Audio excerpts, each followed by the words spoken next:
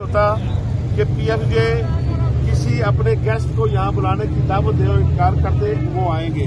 फिर अचानक पुलिस ने तमाम होटल को जो है वो घेरे में ले लिया।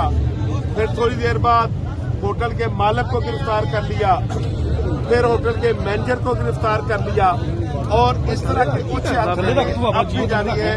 और पाकिस्तान बाहर से आए हुए हमारे जो दोस्त हैं, अब उन्होंने ये फैसला किया था कि हम भी यहाँ आकर अपना टोकन प्रोटेस्ट करके हुकूमत पंजाब को बताएं, फेडरल गवर्नमेंट को बताएं कि जिला गुजरांवाला की इंतजामिया की इस बोंडी हरकत का नोटिस लें। मैं अभी बता रहा हूँ भैया कि इस बोंडी हरकत का नोटिस लें। अगर फौरी तौर पर हम तो यहाँ गिरफ्तारी के लिए भी तैयार है, बाहर इसलिए निकले हैं कि भाई आ जाओ, जहाँ मुहासरा करना है तो गिरफ्तार करके भी देख लो।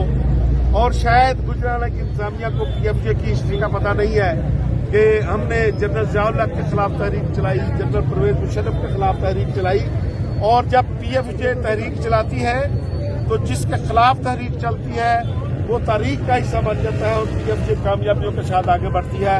इसलिए मेरी वफाकी हुकूमत और सूबाई हुकूमत से अब भी पुरअमन अपील है कि जिले इंतजामिया की इस हरकत का नोटिस लें और फेडरल एग्जीक्यूटिव काउंसिल के इजलास में जो रुकावटें आप डाल रहे हैं वो खत्म करें ताकि हम अपना इजलास जारी रखें। अदरवाइज इजलास तो हमारा होगा ही होगा, हम फुटपाथ पे कर लेंगे, एक होटल आप बंद करेंगे, हम किसी और कमरे में जाके कर लेंगे, लेकिन फिर उस इजलास में का मकसद मौजूदा हुकूमत के खिलाफ एहतियाजी तहरीक का आगाज होगा, फिर वो तहरीक शुरू होगी।